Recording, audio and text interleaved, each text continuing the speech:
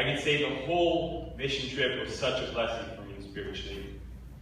Every time I went in the mission trip, I was so blessed by God, by His power moving in us. I like to say a couple of terms more that we use every day, I know, to guys and the teenagers. If we think about it, many times we go through our life and we go all out on ourselves. We just do it for us. Out we go. We spend money. We go to Dutch Bros, hang out all night, spend money on coffee, just for ourselves. But then you leave from there and you leave empty. And with this, I wanted to sort of show how I felt in Romania. When I went to the mission trip, many times in Romania right now when we went all out for God. Going in the mission trip, putting your whole mind, your whole soul, your whole heart out for God just fills you up with so much joy.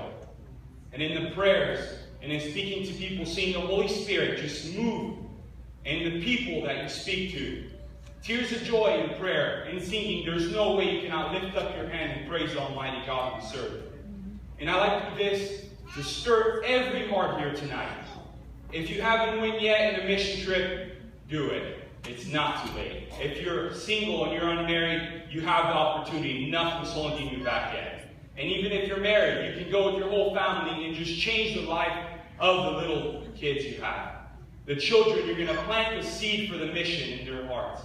I can say my mom and my dad, when I was young, I didn't really like going in the mission field because it was such a hard time to adapt with the system, moving, and the lifestyle is so hard. We went to Mexico and we didn't have electricity, we didn't have running water, we went up in the mountains where there was mud on the floor and there was a scorpion in the room. And that just makes the mission trip so much more a heart on fire for God. So I just want to not only just tell you the testimony how big of a blessing it is to go and give your life for God in the mission field, but to stir the heart of everybody here. Amen.